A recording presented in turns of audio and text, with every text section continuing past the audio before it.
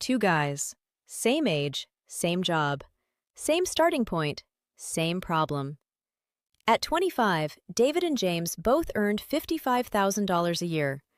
Both had student loans paid off. Both had $2,000 in credit card debt from college. Nothing unusual, nothing scary. Both thought, I'll pay this off soon.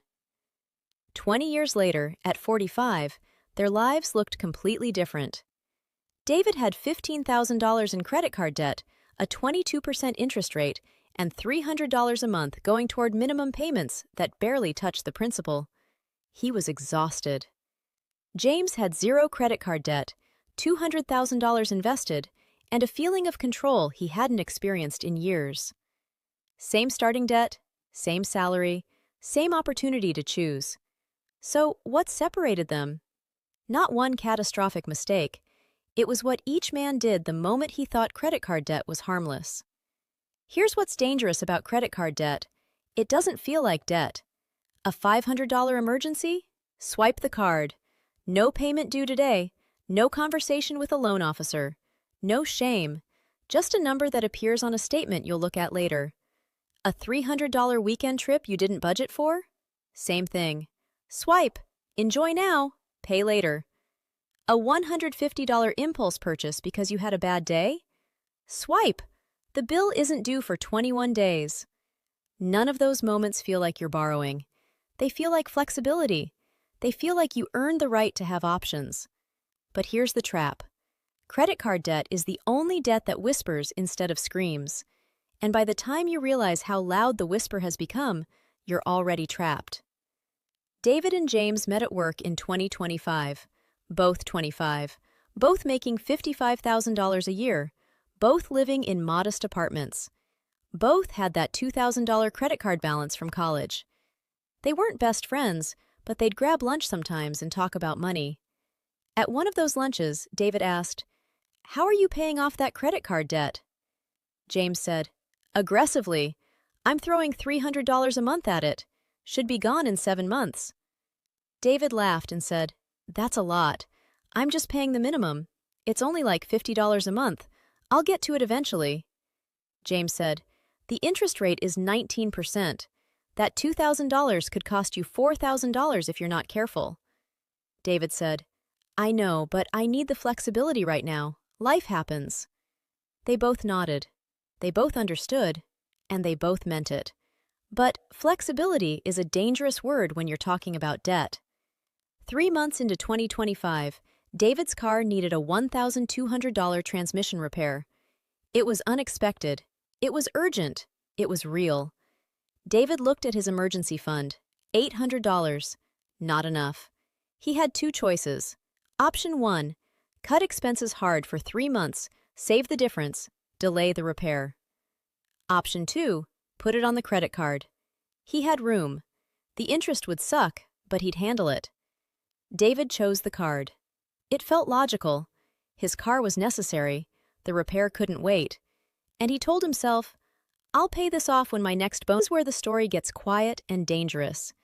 Both men are now 28, 3 years in. David's situation. Credit card balance, $6,800. Interest rate, still 21%. He's never made a call to negotiate. Monthly interest, $119. Minimum payment, $136. Amount going to principal, $17.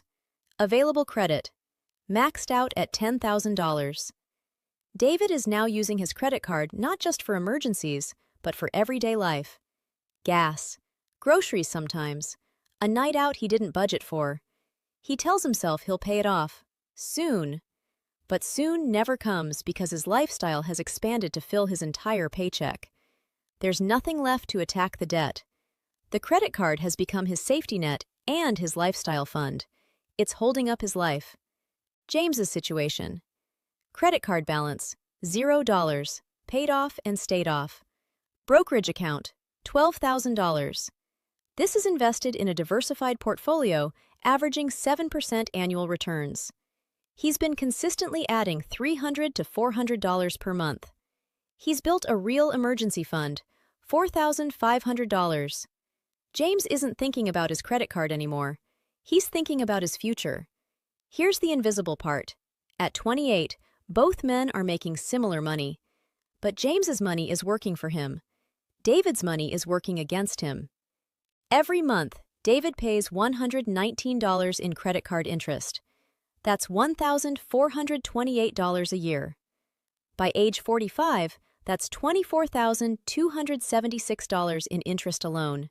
Money that never purchased anything. It just evaporated into bank profits.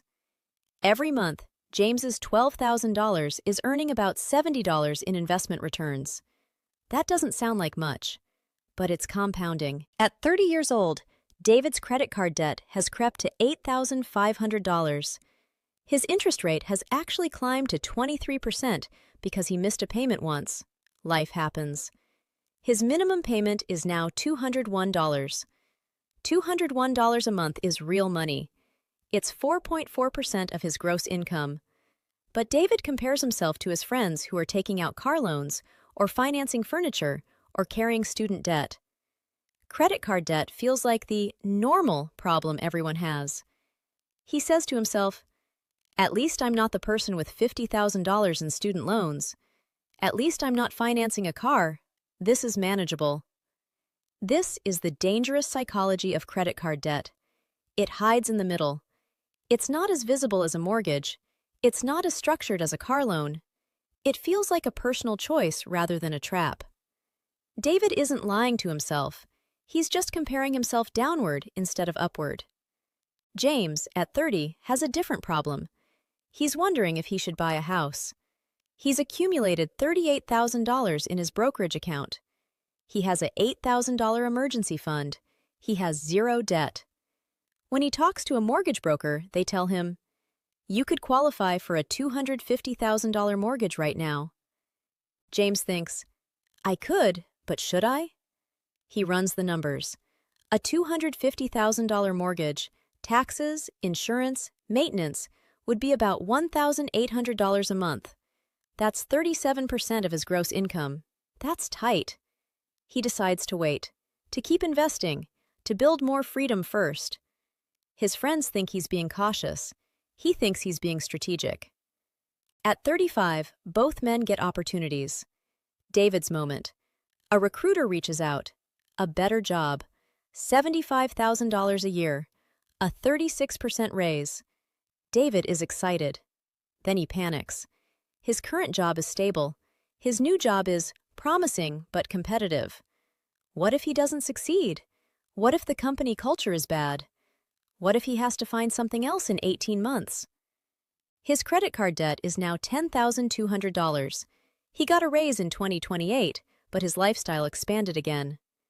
His minimum payment is $204 per month. His car is aging. His apartment lease is up. If he takes this new job and it doesn't work out, he has no margin, no safety net. He's living paycheck to paycheck despite making good money. David turns down the job. He tells the recruiter, "I appreciate it, but I need stability right now." The truth? He doesn't need stability. He needs to escape the payments. But it's too late to see that clearly. James's moment. The same recruiter reaches out, the same job. $75,000 a year. James is interested but cautious. He does the math. His current job, $62,000. His fixed expenses, $1,200 per month. Rent, utilities, food, insurance. His variable expenses, $400 per month. He's investing $800 per month. New job, $75,000. That's an extra $1,000 per month after taxes. If the new job doesn't work out, his expenses don't change. He can coast on his investments. He can take a step back and find something better. Because his fixed costs are low, his risk tolerance is high. James takes the job. Within 18 months, the company is struggling. But instead of panicking, James uses this as a signal. He takes his experience and freelance gigs on the side. Within 2 years, he's making $85,000 between his job and consulting. David never gets that opportunity because he can't afford to take risks. Both men are now 40. They're making similar money again. James's consulting has plateaued, David got raises to stay competitive. But their situations are wildly different. David at 40. Credit card debt, $11,500. It keeps growing because he keeps using it. Interest paid so far, age 25 to 40, $32,000. Monthly minimum payment, $230. He's had conversations with his wife about debt and felt ashamed. He's canceled a vacation to help pay it down, then used the card again. His credit score is 640, fair, not good. He feels stuck. James at 40. Credit card debt, $0. Investments, $180,000. Emergency fund, $15,000. He's able to take time off when he needs it. He's helped his parents with a medical bill without stress. His credit score is 790, excellent. He feels flexible. Let's do the actual math on what credit card debt costs over 20 years. David's path, the credit card trap. Starting point, age 25, $2,000 debt. Year 1, uses card for emergencies and lifestyle. Balance, $3,750. Year 5, raises increase, lifestyle expands. Balance, $6,200. Year 10, intermittent attempts to pay it down, but it climbs back. Balance, $8,500. Year 15, accepted as normal. Balance, $10,200. Year 20, age 45. Finally got serious, paid aggressively last 3 years. Balance, $15,000. Total interest paid over 20 years, $47,000. That's money that left his account and never came back. But wait, there's a second cost. If David had invested that money instead, the difference between his $2,000 starting debt and paying just $100 per month extra toward it, instead of the card, would have been $100 per month invested at 7% average return over 20 years. $100 per month times 12 months times 20 years equals $24,000 invested. At 7% annual return, that becomes $52,000. So the real cost of that credit card debt wasn't just $47,000 in interest. It was $47,000 interest plus $52,000 lost investment growth equals $99,000. That's the real cost of $2,000 in credit card debt when you're 25 years old. James's path, the disciplined route. Starting point, age 25, $2,000 debt. Year 1, pays it off in 7 months by throwing $300 per month at it. Balance, $0. Year 2 to 20, invests $300 to $500 per month, depending on raises. Total invested over 18 years, age 27 to 45, $82,000. At 7% average annual return, $156,000. The comparison at 45. David, $15,000 in credit card debt still, $0 in investments, paid $47,000 in interest, lost $99,000 in potential wealth. Monthly obligations eating 30% of income. James, $0 in credit card debt, $156,000 in investments, paid $0 in interest, built $156,000 in freedom. Monthly obligations eating 8% of income. The million-dollar question. If this pattern continues to age 65, another 20 years, the difference gets even worse. David's $15,000 debt, if he finally pays it aggressively, $18,000 total cost with interest. His investments, nearly $0 because he never had money to invest.